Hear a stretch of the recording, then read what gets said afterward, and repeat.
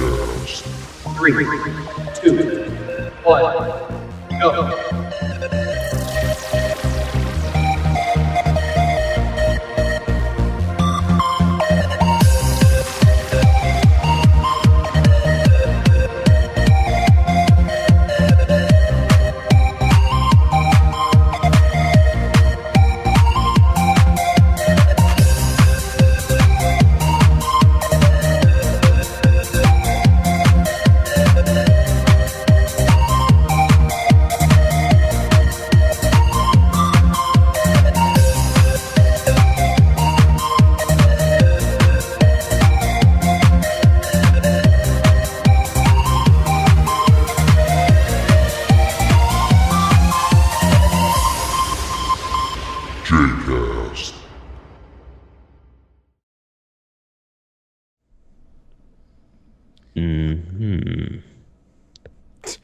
JayCast. We got the sound test already. Thank you.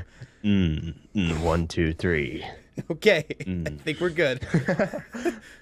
Hello, everybody, and welcome to JayCast, where there's games, guests, and 3 guys with big headphones today. We have a special guest today of Mr. Wonderful Swollen Gamer. How are you How's it doing going, today? guys? Good. Gosh. See, I think you should get an award just because of your name. Like, when I heard you followed me on Twitter and I saw this name, The Swollen Gamer, I immediately thought either this guy, ironically, is a very scrawny person, or he's an extreme bodybuilder that got into video games. That was my first thought on the name that I ever got for you. So, obviously joined by, this time, our co-host, Mr. Yeti Hyrule. Say hello, Yeti. Hello, Yeti. Thank you. I appreciate that. Thank you. Screw you, but thank you. And also, like I said before, joined by Mr. The Swollen Gamer. How are you both today? I should probably ask you individually, but too late now. Fantastic. You go first. I'm good. All right. Good. Yeah. As good as Monday can get, I guess. Gosh, yeah. Going today up. is Monday. Going up on a Monday where I got freaking 14 inches of snow last night and had to shovel it all this morning with a broken shovel. Jesus. Where That do you live? sucks. Canada? The wonderful, close, very close actually. Michigan. Michigan, yeah. Life sucks in Michigan because our You're weather just is like- different every day. Oh, you're only a little ways away. I'm in Ohio. Oh, like sweet. right below you. We're gonna have a meetup. Yeti is in North Carolina, right? Yeah. Okay. That's a little further. So you guys have fun. I go there. Yeah, we're gonna have there fun. I'm going there on a family vacation though in summer, so Where at? To Michigan Yeti. or to North Carolina? North Carolina. Okay. Yeah. We're at in North Carolina. Kitty Hawk? Oh, yeah, still like, it's still a ways away. Yeah. Kitty North Hawk. Carolina's Not a as- big state. Not as So far as Ohio, but yeah. It's like a 12-hour drive from here, so. So far we've thrown in the name Kitty Hawk and Swollen Gamer. We are really winning today with our combination of words. Yes. I Yes. do you Really? not know about Kitty Hawk?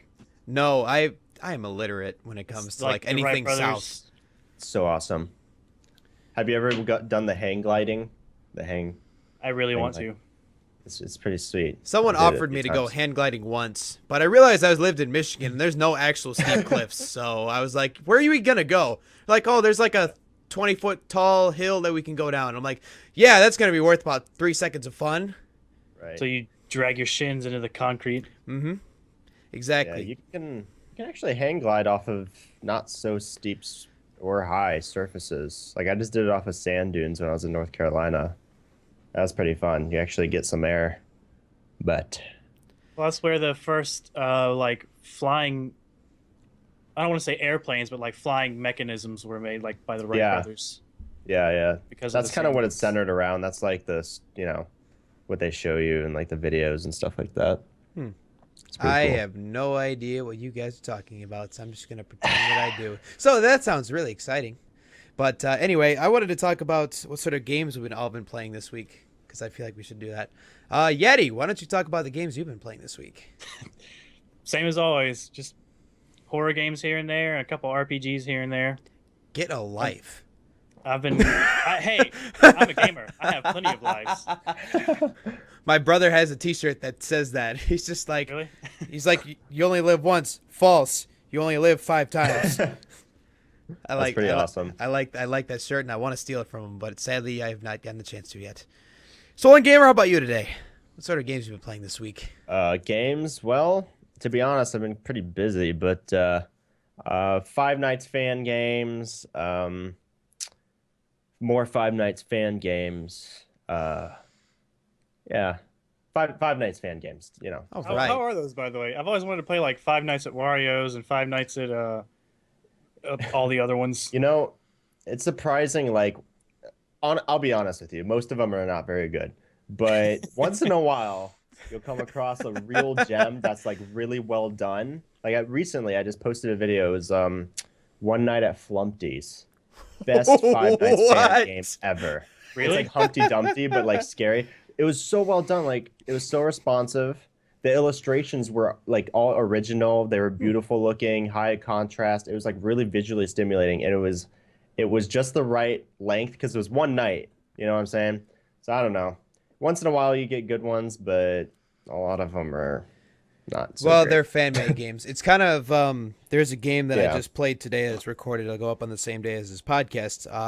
It is a game called Goodbye New World, and Yeti, you try to play it or you want to play it, so I'm gonna try not to say as much as I'd want to about it. But this game was like under development for like 8 months. It was solely independent, but obviously relied on like a few voice actors from third parties and stuff like that. But basically, this was all self-development by this guy, and took about 8 months. And he launched the demo mode recently, and it's basically if you took Minecraft, you put a really, really, really good shader pack on it, and you try to build a story behind it. But I'll be totally honest with you, I think he's definitely got a lot more work behind it, though. And I hope that he gets the chance to fix a lot of the bugs coming in, because playing it, first of all, the game only played at like 22 frames a second. So That doesn't sound very ideal. and see, the funny thing is I checked to see if it was my computer. I tried it on someone else's computer that runs like a GTX 760 or something like that, and it was still 22 frames. So his cutoff is at 22, which I thought was kind of strange. There's a few points where it goes up to 28, but it doesn't go any further past that. Yay for Fraps for telling me that. Thank you. But Yay, the only thing Fraps is good for that everything else also does. it's really weird because in the beginning, in the beginning, it tells you this really weird quote from something from ancient history, which I know for sure he took that from somewhere. It wasn't original, just because it sounds like it. And you walk through this like godlike temple, and you walk into this one specific area to turn on the switch, and you don't turn on the switch, you fall through the ground into lava, and as you look up, you just hear a piano just going, doo, and you're looking at like Steve just looking at you. And then you wake up from a dream, and then you're in the game. What was the quote? I don't even know. It was something historical that I stopped paying attention to. Three words in. I'm sure it had lots of meaning behind it, but Well, in all honesty, technically I've heard it twice, and it didn't have any association with the game. At least in the demo. At least in the demo, it didn't. Let me put it like that, because I'm sure some people are going to be upset if they like play it later on and they watch this podcast and they're like, "Well, this game is awesome now. Shut up." I really do hope that he gets a chance to get a better view behind it, because I think that was kind of cool, because you walked through the Nether and you actually heard like the gas and the zombie pigmen and stuff like actually around you. It was weird. It's pretty cool. It's creative. It's all right. I dominated Yeti in playing Lethal League again this week, so that always works well, right, Yeti? You never dominate me. Hey, The only reason you can say that Don't is make me because- my broom is still over here. Don't make me get it. Yeah, after I already swept you before. Lethal League. I've never Have you heard not of heard that. of Lethal League? Oh my god. Swollen, we're getting together. Seriously, this game is, what was it? $13? $13. You can go to g2play.net. It's like $7. Oh my God! Shut up with the G to play. You can get it for half off. Yeah. All right. So anyway, What find is the it? link. I don't understand. Basically, if you took Super Smash Brothers and intensified it to the form of dodgeball with a baseball bat, that's what you I get see. Lethal League in. It's basically like Smash and Pong, but I'm it's not- also like dodgeball, and that if you get hit by the ball, then you lose like a stock or a life. Swollen, That's cool. we want you to get this game. All three of us need to play it. I feel like that this could be a great video for any of us on our channels. I feel like this could be a great video. Before I downloaded it and started playing it, I was like, Super Smash Brothers and Dodgeball, that actually sounds kind of lame. And then I started playing it, and it was one of the coolest hype competitive games I've ever played. If you get a chance to watch on Yeti Hyrule's channel on his video about it, it was me and was it two of us or was it just Gage that was with us on that? There's Yeti? two videos. There's me, you, and Gage, and then there's me, you, Gage, and Austin. Oh yeah, that's right. I think the first one was just Gage, and it was Yeah. Oh my god, that was so fun. I should have kept recording, but I stopped recording, and we kept playing off screen, and we got the ball up to its max speed, which is literally 1 million miles an hour. Which is extremely long and hard to do. It's kind of like if you Wow. play ping pong long enough, it just gets to a point. Right. It's kind of fun though. That's interesting. Actually, not kind of. Okay. It is a lot of fun. I'll have to check that out. We definitely should get and plan up a video for that because I think that's going to be a great idea.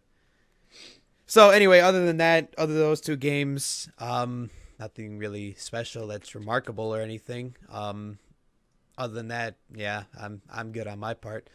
So let's talk about Swollen Gamer for a little bit because not that many people probably know about him from my side of the area. So my question to you is, first of all, what interested you into getting into YouTube, Mr. Swollen Gamer? What interested me? Well, it's kind of a long story. I'll be honest. Well, we usually take about an hour to record this, so it's totally fine. We got time. All right. Well, long time ago. Okay, this is probably at least 8 years ago, maybe 10. I was a little kid, obviously, and I watched these. I found these guys. This is the first ever time where I actually like sat down and was entertained by someone else playing a game. And it was this weird thing. Like you never would have thought back then like that could be entertaining. But it was this guy's called HPaw. I don't know if you guys have heard of him. HPaw.net. And they have this podcast where they play games and stuff. I watched through their entire like Splinter Cell Let's Play. And they're just really great. And I followed them for a while. And then I kind of wanted to do something back then, but you know when you're like a little kid and you don't have resources. Yeah, and exactly. It doesn't work out. So it just sort of like tapered off. I actually ended up buying a microphone, but never did anything with it. It became like a permanent hat. Like I would put my hat on the microphone and it would just collect dust, and that's all it did.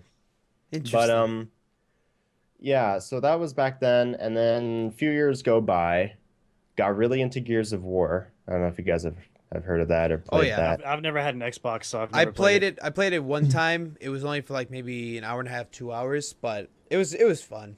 I can't really say enough to actually give a relevant purpose. So go ahead. Yeah, Continue. I think I got like disgusting amounts of kills, like 30,000 kills just with the shotgun by itself. Like I put in more hours in that one game than any other game. I was obsessed. All right, I mean, look at this. Look, that's a Gears of War. That's Marcus. Okay. And there's the Xbox exclusive for Gears of War. So I'm like hardcore, all right? Get I don't want anyone sponsorships. saying I'm not hardcore. Get sponsorships. Yeah. Bring them over this way just in case Xbox too. needs to invite me over for Gears of War Force to make The sure that entire doesn't suck. Microsoft company should invite you, Swollen Gamer, Yeah. over there for a Gears of War party. I mean, granted, I never made a video about it because this is way before my channel. It's way before my channel. Why don't you make one It's not now? relevant anymore. I mean, It's you not could just like relevant make like anymore. 65 parts to one now and just be like, Like- hey, Microsoft, how about you hook Yeah. a brother up? It was awesome though. Gears of War 3 is hands down my favorite game ever, for multiplayer at least. And so I played that a lot, and I was really actually this is before Gears 3 came out. Okay, I was playing Gears 2, started watching YouTubers who played Gears of War in order to like better my game, right? To get tips, to get strategies, and how Right. to get better at the game because I was actually into Back this when game. back really. when YouTube was actually about that and not about just stupid commentary. Right. And I came across a guy named Gold Glove. I don't know if you guys have heard of him, but he's really big now. But back then, it was like 2011. He was, I mean, he was big, but he wasn't like super huge or anything like that. And so I've been following him ever since. And he was a really big Gears of War guy. He doesn't do it anymore, though, because, like I said, it's not really relevant. But from him, I started branching off. I started watching other YouTube gamers. Finally, I found, Yami Mosh, I found Markiplier, I found all the like the mainstream guys now, and I guess that's kind of what inspired me to start in a nutshell. So Yeah, same sort of aspect where it's just kind of like you watch people and you're like, well, this is fun. This is kind of entertaining. What if I try this myself? So, yeah, kind of the same roots behind that. I like your story more just because you started from the beginning. Like when I was a wee lad, I used to watch 2001. Back in the day. back at the in turn of my the day millennium.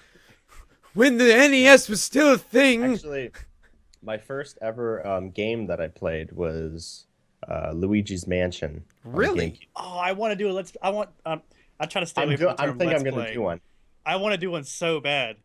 But I think want I'm to do going it like I want to do it like Game Grumps style, where I play it and there's somebody beside me, or like somebody's playing it and I'm. There you go. Talking with Let's them. get a meetup, all three of us, Yeti's house tomorrow. Just for See you Luigi's guys Mansion. later. Exactly. I And would then- totally do it just for Luigi's Mansion. That game's amazing. Yeah, it was one of my favorite games ever. You guys are gonna hate me that I'm gonna say that I didn't play it. I You actually. should watch. live. You should. Since we're on the You didn't subject, you live. should watch Game Grumps play it. It's All right. hilarious. Yeah, where it says when I first started my YouTube channel, I tried to play Legend of Zelda: Ocarina of Time. I got like 4 or 5 parts up, and I got like a couple parts that I got stuck on, I saw that. and it was really funny because I actually got like response and feedback from Twitter, especially that people would be watching it and they're gonna be like, "Well, you're not speedrunning it. This is boring." I'm like, I'm giving an honest let's play. I'm like giving like fair commentary. I'm not being a complete idiot about anything. They're just like, well, you're not doing a speed run. Doesn't count. So I try to stay away from classic games unless it's like a throwback episode where I'm kind of Yeah. like talking about the game, like, oh, well, this did this and this and this, and Super Mario 64 is like the god of Nintendo. Right. And that's why they have a multi-billion-dollar industry on Mario, just Mario themselves. Kind of like the creator of Five Nights at Freddy's will definitely be using Freddy as a source of money. Cough, Oh, yeah. cough. Speaking And of with fan made Five Nights, I heard that there was somebody that did a fan made Five Nights at Freddy's 3. Yeah, someone did it. Was A that, source is that any filmmaker. good? no. Did anybody see the wasn't trailer? good. The trailer for Hold on, sorry, I'm typing and talking at the same time. For Apparently, for I can't do Five that. Nights 3? All right, let me. Yeah, they made a let me- source. Sure. Sorry. Let me tell you something about the fan game that you're talking about. Okay, I played it. I'm talking. I don't know. Um, Let me. I don't know if you saw it, but I'm talking about the one Yami Mash played. If you saw him play it, Yeah, that one. so we're just so we're on the same page with the Yeah, same fan made game. 'cause I'm there's like 99% sure we're on the same page. two. Okay. The content creator. I mean, first of all, okay, think about it. Why would you put a 3 in there? All right, you're obviously clickbaiting people. There's no reason to put a 3 in there. It has nothing to do with the previous games. Scott didn't make the game, obviously, so it's not the actual third one. Like, there's no reason to do it. Like, it just felt so gimmicky to me. It felt so copy and pasted, and it just morally, I didn't agree with it. I stopped playing after I put one part up because, like, he stole art from someone. I don't know if you guys saw like the cat animatronic in the game. Oh yeah. But he stole that from someone else without any permission at all and just put it in his game, and with the 3 and all that. It was just, I don't know. I didn't agree with it. So that was the only Five Nights game that I actually disliked, if that makes sense. It Oh, looked no, like it that was makes pretty much sense. the same thing as the first one, with just a couple more rooms and like 1 or 2 more animatronics. or Yeah, animatronics. exactly. Yeah, they just copy and pasted from the first 2 games and just kind of combined it into one map. And It was like called it 2.5, Five like a Nights at Freddy's crappy 3. Five Nights 2.5. yeah, basically. I agree. I don't know. It's funny because I watched a source filmmaker that someone had made. It was a fan made trailer for Five Nights at Freddy's 3. It was made like several weeks before the actual teaser trailer came out, and it was hilarious because they try to make it like it was the most intensive thing. Like, actually, it seems like compared to the actual trailer, that it Yeah. almost seems like the actual game is gonna suck because the source filmmaker was so well made. Like, Yeah. they described it I that think I know what you're talking about. they described it that you were going to be in a mall and you weren't going to be behind your desk. This time you actually had to go venture out. It was an abandoned mall, and the Freddy's crew or whatever was still in this place, but you thought it was an abandoned place, and you discovered this, so you're trying to look around, and you can actually run away from the creatures this time. And it was kind of like that's like takes away the entire essence of the game Five Nights at Freddy's. Right, right, and that's very true. I'm pretty sure I saw that trailer. It looked sick as hell. Like, I would play it, but it wouldn't be a Five Nights game. I agree. That's what I was thinking. It'd be a horror game with Five Nights characters. Everybody's gonna say, "Oh, this game sucks. It's not Five Nights at Freddy's." Right. But it's like the Hangover movies. You watch the first Hangover movie, and it's amazing. And then Hangover 2 comes out. Standalone, Hangover 2 is also an amazing movie. The problem is just everybody's already seen the first one, so it's like the same thing. Right. So you're holding the next one in expectations from the first one. If you just play that, whatever that game is trailered for, or the game you guys are talking about, it's probably an awesome game, but not if you're expecting it to be like Five Nights at Freddy's. It's just a source filmmaker. They just made it as a teaser. Like it was a fan made like sort of thing, kind of like a fan made. There's game. No actual game for it. It's just like well, it sounds cool, like we said. Oh. But yeah, if they went that path, that would pull away from the formula. And if you guys ever watched Ego Raptor's thing on, I think it was Legend of Zelda: Link to the Past versus Skyward Sword or something like that. Oh, his sequelitis. Yeah, where he talks about like games having a formula, like that would pull away from the formula so badly. I think that he would lose his audience after that point. So I don't know. I'm pretty sure that he's going to go to Five Nights at Freddy's 5, and I think he's going to be done. That's what I'm serious. Like when this did went from 8 straight to 10. Yeah. Gonna go from I want to say I hope he leaves it at this. I hope he leaves it at 3. I think after this, it's just going to be milked way too far. I agree. I mean, don't get me wrong. I loved Five Nights 2. I didn't think it was a bad game, but there's only. I mean, I don't know. I just don't want to see it turn into Call of Duty. Oh God, yeah. that is a very scarily accurate analogy. Mm-hmm. Oh, I've said it multiple times. Five Nights is the Call of Duty of indie horror. Mm-hmm. It is. There's no other game that's come close to this level of hype since Slender came out. My God, that is true. Oh God, Slender got so much hype. It annoys me. Yeah, it actually that was really like annoys 3 me. years ago. It really annoys me to this day that a lot of people still go by the horror game formula of what Slender Man was. Like the Slender's formula, I really liked when it originally was there. Now, half the horror games that I find, especially like on just small indie developer sites that are free, like they're all the same formula. They're just a little different. Oh, like what's find that? Something before something gets you. Yeah, seriously, find 5 of this before you can get out. Like, it's, right? Yeah. Like, there's a point that you got to realize that you are unoriginal with what it is behind it. Like, there can be a really cool story behind it, and you could have the greatest game in the world, but people are still going to compare it to what the other one was that sounded similar to it. That's what I hate personally, is when people try to stick to way too many similar formulas. Well, if it works, don't change it. That's true. That's how people view it. But sometimes you gotta take the risk, because let me tell you something. What makes great games and what makes a Slender, what makes a Five Nights game, is gameplay mechanics and originality. Okay, think about it. I mean, you said it yourself. Like the Slender games, tons and tons of horror games that came out after it, even if it wasn't directly, still had the same formula, right? You find X amount of items, whatever, notes, Krabby Patties, whatever it is. X amount of X before X gets Oh you. gosh, Yeah. SpongeBob Slendy Pants. That's all you reminded me when that was, and I remember playing that, and it was my introduction for that was, "Hi, I'm JGames42, and I'm about to ruin your childhood." That's like my favorite, still my favorite introduction sequence, because everybody quoted it. They're just like, "Hi, I'm JGames42, and I'm here to ruin your childhood." Right. Sorry, off subject. Continue on what you're saying. Well, yeah, I mean, and the reason why Five Nights was so successful was because Scott Cawthon did something that was never done before in a horror game. And he was original, and the gameplay mechanics were fresh. Sure, there was a point and click genre, but not as immersive, nowhere near as story rich as Five Nights at Freddy's was. So I think that's part of what made it as big as it is now.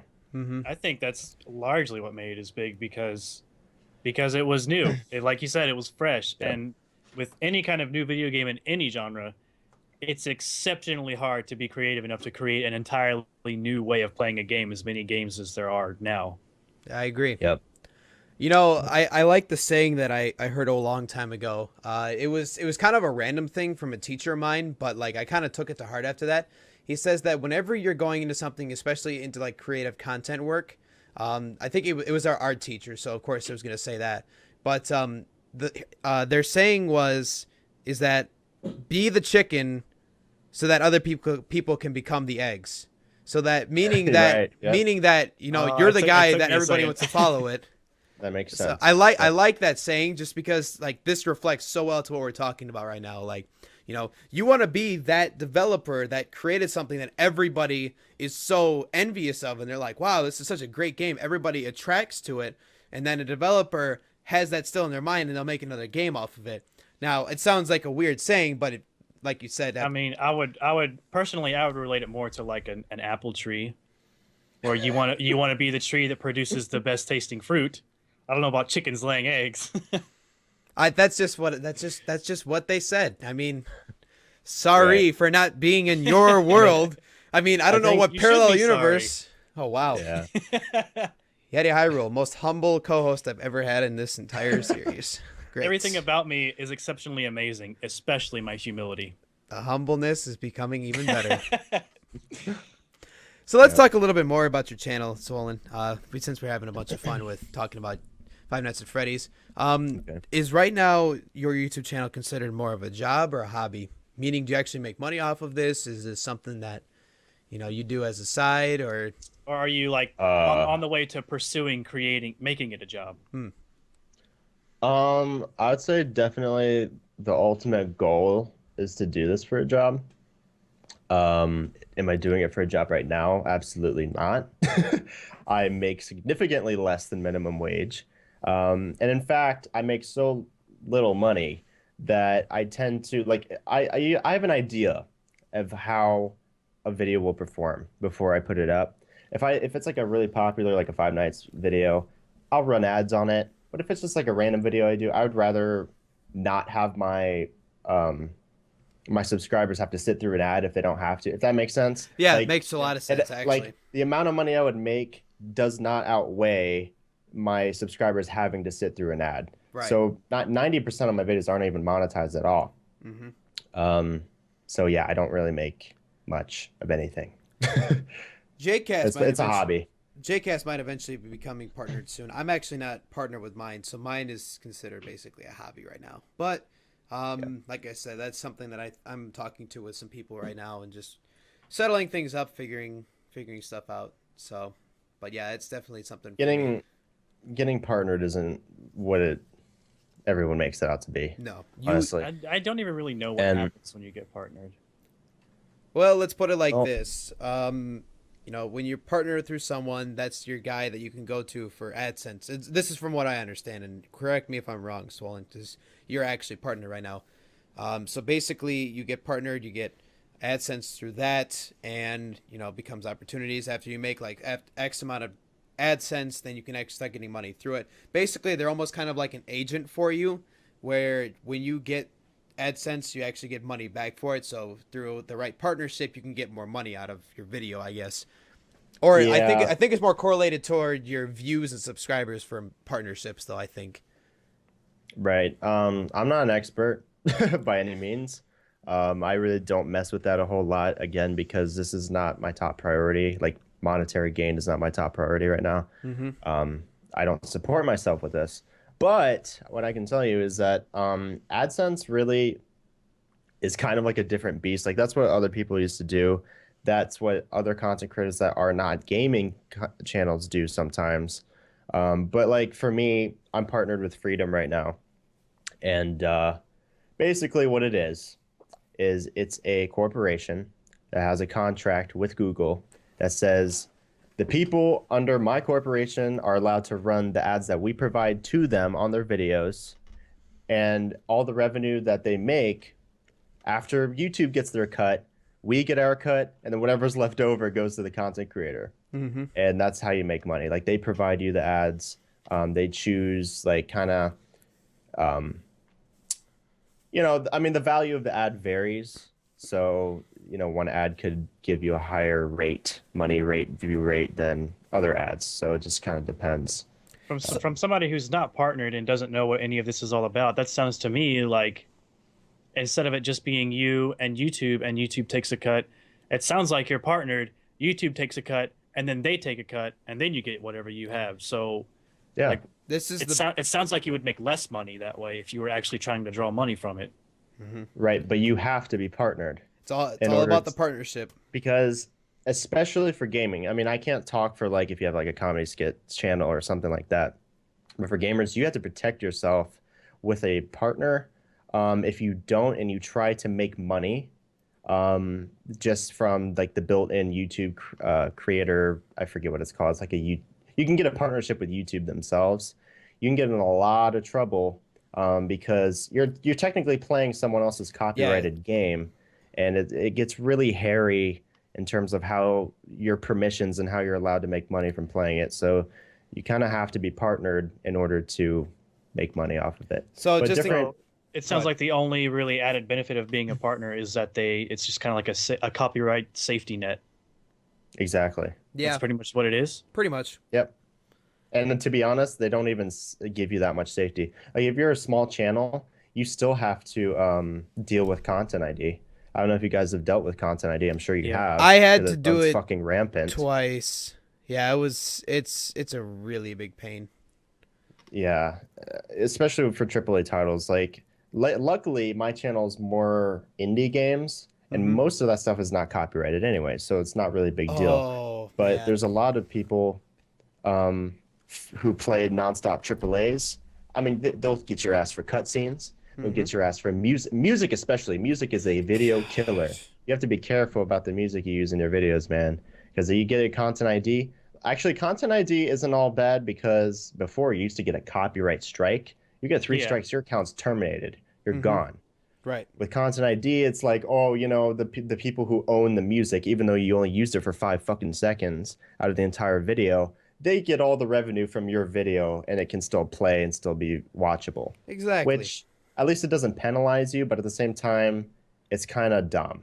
That's another thing I've wondered. Like, what if that happens and you just kind of get like a little warning, like, don't monetize or we're going to strike you? And you're just like, all right, whatever, I'll just not monetize this one video. So what constitutes getting an actual strike? Like, is that when you try and fight it and then lose, or what?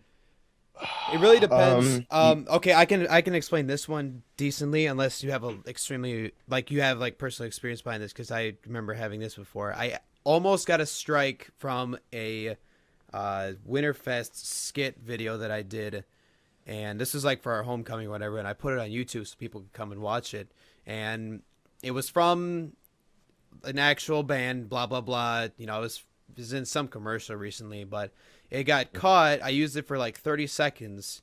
The music. And, Sure. yeah, and Yeah. I used it for like 30 seconds in that section. They said, well, it sucks for you. You're not going to be able to use it. And I was like, I only use it for 30 seconds. My awareness back in the day was I thought that I could use the song for up to a minute and not get penalized. I'm stupid for saying that nowadays. Isn't So, it now like what, 10 seconds? yep. So I tried Even to then, you dispute gotta it. be careful. Right. So I disputed it, and they rejected it like within a day. Like they just found it totally irrelevant for what I told them. So I basically, they said, yeah, if you don't monetize this video, we're going to mute the audio out of the video. And then after that, you're going to get striked. They don't usually copyright strike people too heavily anymore. Like they said, usually they'll tell you, don't monetize it, or they'll automatically not monetize it, and then you can dispute it with them later. But I have a really funny story that I want to mention about monetizing, because this kind of annoyed me the other day. Last week, I got an email about a video that I did a year and a half ago about copyright music in this indie game that I played a year and a freaking half ago. Yeah. You're talking about that cat dating game? Yeah, this game is called A Catastrophic Date, and they wanted to penalize me. This is like It's a a ridiculous no-name. Like a Content ID thing. Yeah. It was a no-name Game Jolt game, and not that many people played it.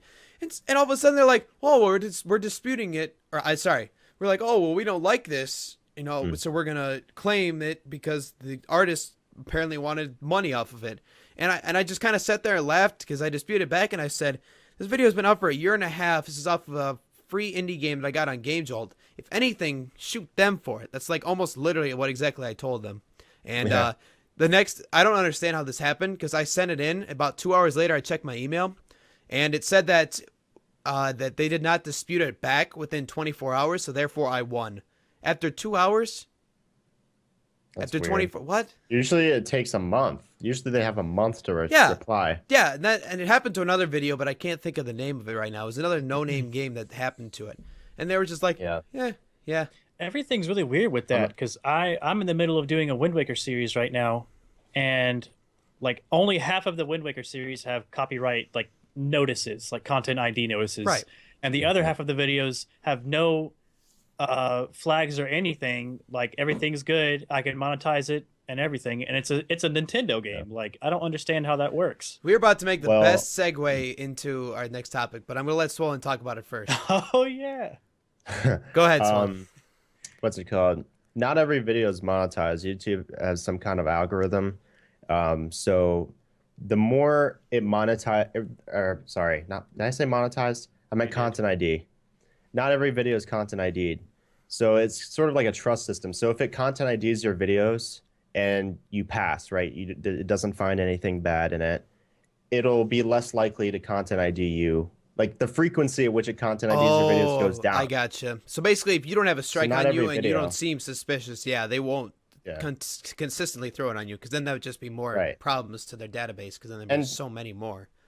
Yeah, and it just doesn't do every single one. So that's probably why some of yours came out not touched and others did because it just didn't scan those ones. But I'm gonna tell you something ridiculous. I'm not even gonna get started like in terms of how great of a corporation IGN is because they're not. But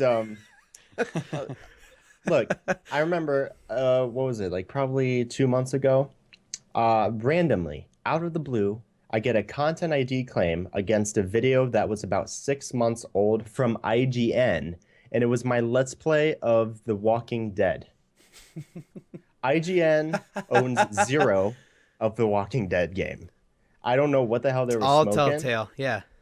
Yeah. That's and I was funny. like, okay. So I disputed it. I mean, I wasn't making money off of it anyway, but I don't like to have false claims on my videos. They don't own shit. Just because they play the game too doesn't mean that they own my gameplay footage. And they just didn't respond for like a month and it got dropped. It's like, really? I don't know if they intentionally did that. It's highly unlikely that an automated system would have scanned a 6-month-old video, but I don't know. Well, it's funny. I don't know how they discover it, but it doesn't really matter to me. I love our segue about this because our next topic is literally about AdSense, particularly through YouTube. Wow, and Nintendo. This is the best we have ever done for a segue. I'm not like topic wise. Before I entirely ruin the moment. So recently I heard this originally from PewDiePie on Twitter, which led me to the link about talking about this. This is published on January 29th, and it was talking about that Nintendo's finally being a nice person about sharing ad revenue, which is not even close to even true, which is kind of stupid. Basically, in this article that I read, through their AdSense, originally all the other videos people usually do, they're going to get 100% back on their AdSense that they get, obviously after corporations and stuff. Nintendo, if you remember, they pulled out all of the AdSense from you, and you almost made nothing on these videos except for like a couple of views and stuff. Then they retracted and like, okay, fine, whatever. Their new policy is that users will only get 60% of the revenue off of their individual video. Now, if you're a dedicated Nintendo channel, you'll get 70% though. But Nintendo said that this number may be arbitrarily changed. Yeah. And I want to know what that means, if they're going to make it worse or better. Because trust me, they've already ticked off. And it's sad because, trust me, you don't want to burn a bridge with a top YouTuber, out there. Well, how much did people get from YouTube originally? I can't say that I would know that because for sure. I don't know if this is bad or not. Because, like, I was telling Jordan this, yesterday? Yeah. I don't know how this Nintendo thing works because I don't know if it's, say, you make a video and monetize it, and say YouTube takes... you make $10 on the video and YouTube takes $4 out of it. I don't know if it's you make a $10 video, YouTube takes 2 and Nintendo takes 2, or if it's YouTube takes 4 and then Nintendo takes extra off of that, so now you get less. I don't know if they split with YouTube or not. I'm about 90% sure that Nintendo is, like, I think I mentioned this yesterday too. I'm pretty sure that Nintendo does take the additional cuts. Like, the YouTube gets their money, then Nintendo gets their money, and then the rest goes to you. So, like, they split what you're supposed to make back in the revenue, in ad revenue. Right. That's basically, this is what happens. Remember how I said you monetize a video, YouTube takes their cut, and then the people you're partnered with takes their percentage, and then you get whatever's left over. The money that is left over for you, that's what Nintendo is digging out of. They're not touching YouTube's cut. They're not touching your MCN's cut. They're touching your cut. So it's basically they're taking 40%. They're taking like 40% of like the 20% that you're making at the end of the day. That's what they're doing. I never thought that I'd use Tumblr as a reference for this podcast, but I'm about to. PewDiePie makes I think I read it. It's a good article. PewDiePie makes some legitimate and very, very awesome points in this thing. He mentions that Nintendo is throwing this bullcrap to content creators that are basically giving them a lot more advertisement, free advertisement for that matter, for their game. So he mentions an example here. This is why one man indie game like Minecraft could grow into a $2.5 billion deal. That's just insane, and that's also quite true. Think about it. How many YouTube channels? Exposure. Yeah, I mean, let's think about it. Captain Sparkles, his channel's Minecraft. I remember watching him a couple years ago, actually, for that matter, and that kind of exposure got people hyped for it. The only reason, yeah, that too, C-Natters. What got me into playing The Last of Us was I watched Markiplier play it. What got me into playing The Walking Dead was hearing a rumor about it, but then watching a YouTuber play a certain section of it. It's like I said, it's free advertisement. They get their money out of it and they win. So you get how much more money in sales, but then you're going to take more money from us again. It just kind of hits it because then less people want to play it. I mean, it knocks Nintendo, like on people's list of games to play on YouTube, it knocks Nintendo down to the bottom, and which erases the free advertisement you're talking about. So it seems counterproductive. PewDiePie, I think, went for a strike on them a while back, and he didn't play like any of their games for a while. And then also, there's one example they specifically cite in the article that they talk about a guy named Zach Scott, who basically said, "I will not play a Nintendo game until I get my revenue back." So I think he actually was a big influence in Nintendo coming back and saying, "Yeah, we're gonna do this thing." Yeah. Well, like I said, that just burns bridges, and quite frankly, they hate it. No, I mean, I don't really play Nintendo games very much, but I thought what had happened was, for a long time, ever since Content ID came out, you couldn't monetize shit. If you play a Nintendo game, you're not getting any money. Yeah. And then I heard that they did away with it completely for a period of time. And completely, then like you're not even allowed to put videos up. No, like no. Like you wouldn't get any money out of it. Like it would automatically. Oh, okay. No, like that's how it was at first. Like they would content ID everyone. You couldn't make any money off of the videos, and then they stopped doing that, which was good.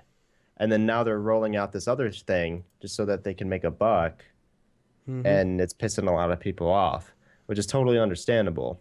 I think PewDiePie makes the point, because I actually, believe it or not, I read this article before you even brought it up. Yep. So I think he makes the point where, your subscribers are subscribed to you because of the content creator, not because of the game that they're playing necessarily. Yep. I mean, sure, yeah, okay, if you play a new game that can bring in new potential subscribers, but for the most part, I can play where the hell I want, and my subscribers are going to watch because they like me. You know what I mean? It doesn't get, honestly, doing something like this it makes Nintendo look selfish. It makes them look egotistical, like they think that there's something that they're not. Not like they don't need any more sales, too. I mean, seriously, like, where are they at right now? PS4, Xbox One, freaking PC's winning better than them right now. They're glad that they got freaking successful sales from Super Smash Brothers and Mario Kart, but congratulations. That's 2 titles, Super Smash Brothers developers done. I'm going to tell you this, though. Nintendo needs content creators and Let's Players a hell of a lot more than they need Nintendo. They can play whatever they want. All right, it's totally up to the content creator. They need to make themselves more attractive. And right now, they're burying themselves. No one's gonna want to play their games. Yeah. More, like they said, more bridges are getting burned, and more people are hating them. Exactly. Now, when you're a bigger channel, I don't know if you guys know this, you can get a managed partnership status, which means Content ID doesn't run on any of your videos, and you're allowed to monetize from the very first view. So, you know, bigger channels obviously have a lot more leeway. I just feel bad for the smaller guys who really enjoy Nintendo games, or for channels in general that completely 100% revolve around Nintendo. Like, people are Nintendo exclusives out there. Yep. And they're dying because of what because of this like new policy. So it doesn't make any sense to me. I would have thought they'd learn their lesson by now, but I guess not. Well, it's Nintendo. I don't think they still understand the fact that YouTube is starting to become an actual like promotional thing. It's funny because then like I'm even like comparing this like Vine, and you know like how so many people are doing ads through Vine now. Like, it's a 6-second video, but they're still getting paid for it. It's like, sponsorships is the way to go, and some people don't even know who you are, and you're getting the sponsorship. Like, I didn't even know what Audible.com was until I saw JonTron play a video, and he's like, "This was sponsored by Audible." I'm like, "What the heck is Audible?" He's like, "Oh yeah, it's this." I'm like, "Oh this is cool." Yeah, there's a lot of YouTubers who are sponsored by them. This industry of YouTube is definitely becoming into something that is definitely, I hope, to grow a lot more in the future, and hopefully eventually just become its predominant network. I remembered somebody talking about on the YouTubers React to like the YouTube Rewind thing, that they asked them, what would you want Nintendo to be in the future? And they said, if we could turn it into a network such as like what HBO and TNT and everybody like that is, like, I feel like that they want that to come in the future, and then it's all the huge variety behind that after all. It'd be really cool. Yeah. But I don't Nintendo's just funny. Yeah. In my opinion. Yeah. Oh, goodness gracious. My voice is about to die. I see you chugging that water over there. Yeah, you can actually see that because you actually have my webcam now. This is a miracle. The power of a lot of webcams. Kids, let me throw you a word of suggestion. When you get a computer, make sure that your especially if it's a laptop, make sure that the webcam in the laptop still works 3 months after you buy it. Because apparently mine doesn't work anymore, so now I have to install another one. So theoretically, I've got 3 webcams installed on my computer right now. Beautiful, isn't it? I thought you were going to say when you buy a new computer, have 5 webcams. That too. Have 5 webcams and make sure they all can get unattached too. So, advice from Jay. Tweet that at me, at JGames42. I think that'll wrap up for today's episode, guys. I appreciate you all coming in today for our wonderful chat about how much we hate Nintendo and Five Nights at Freddy's games, and hopefully I didn't say that. Hey, I didn't say that. And that's when everybody goes, "Oh, hey, there was no 45-minute like section of us saying this. I don't know what we're talking about." Yeah. I mean, I didn't hear jack diddly squat from you guys. Anyway, guys, thank you guys so much for tuning in today, and I'm Jay, wishing you a wonderful day.